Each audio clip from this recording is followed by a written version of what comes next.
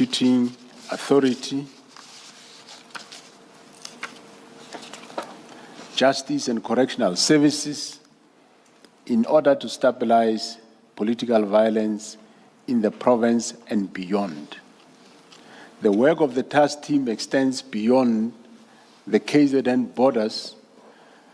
Its work has also been exemplary in the investigation and ultimate breakthrough of the murder cases in the Fort Hare University in the Eastern Cape, where 8 people have been arrested and brought before the courts.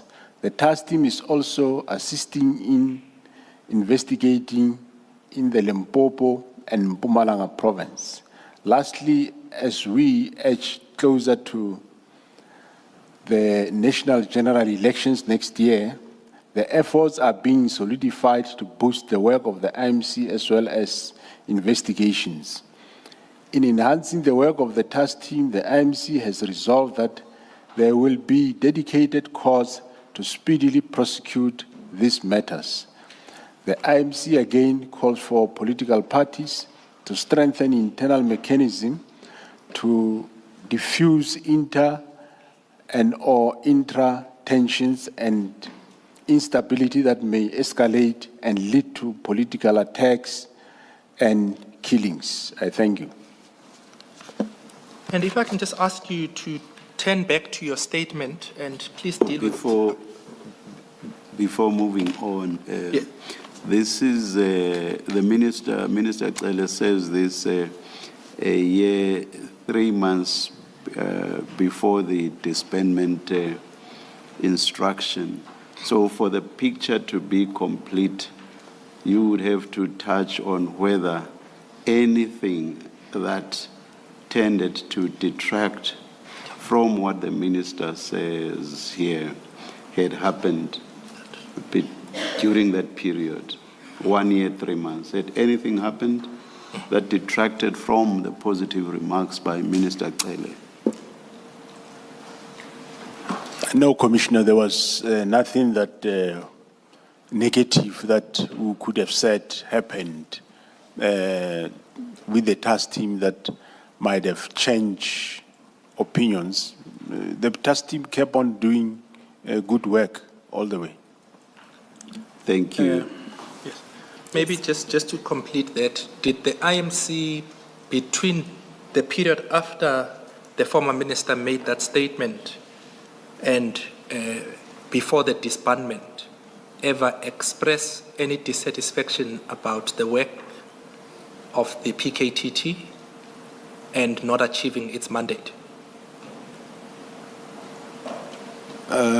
No, I must also say that normally IMC's lifespan is the administration of the specific government in place.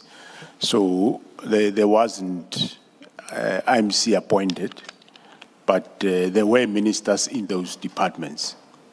But from either of those ministers and or my own minister, there was never any expression of dissatisfaction about the work of the task team.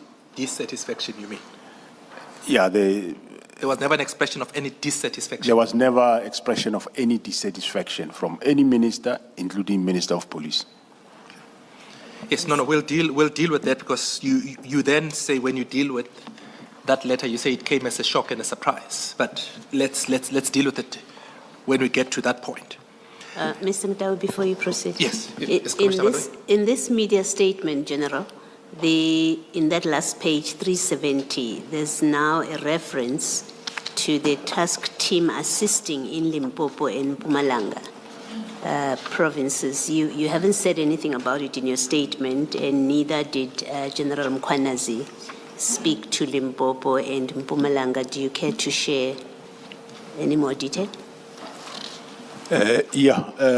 We did wanted to expand to those 2 provinces, and we did have a meeting once with the ministers and the officials of the National Steering Committee at some point in Limpopo, more specifically at Mogalakwena, to go and assess the killings. They were mostly in Mogalakwena and Vembe, which is Twando.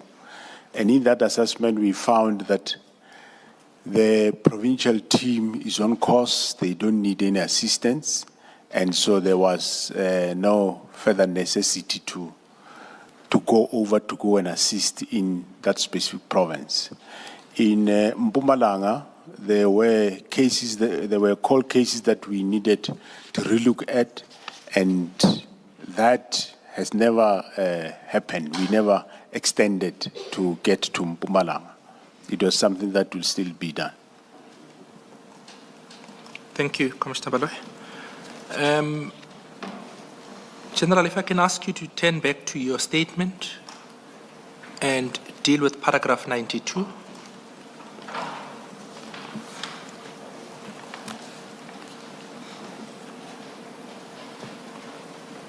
You say the narrative that the PKTT was not effective is completely false. Can I ask you to deal with that? Thanks, Commissioners. On paragraph 92, I'm saying that the narrative that the PKTT was not effective is completely false. If at any point I was convinced that the PKTT was no longer effective, I would not have approved its extensions and budgets, which had to be considered twice a year. Hence my astonishment when I learned that the minister had issued a directive to me to implement his decisions to disband the PKTT. I'm convinced that if the minister had made himself available for briefing and engaged me with an open mind prior to issuing the disbandment directive, he would not have disbanded the PKTT. But I must also say that, of course, on the renewal authorities, financial authorities, now and then you will find maybe especially the CFO questioning the long lifespan of the team. I mean, a CFO, you have got a right to question those. CFO normally don't know what is happening in the field, what we are dealing with. So we do accept that now and then CFO will query that. Will at some point she'll say, but why don't you make a unit? The reason why you don't make a unit, once you make a unit, then it's a unit of KwaZulu-Natal. Then you are back to square one, unfortunately. So, whereas here you have members of the team, they are not permanently there. They stay there for 2-3 months. They go home in their various provinces for a month or two. Then they come back as and when they're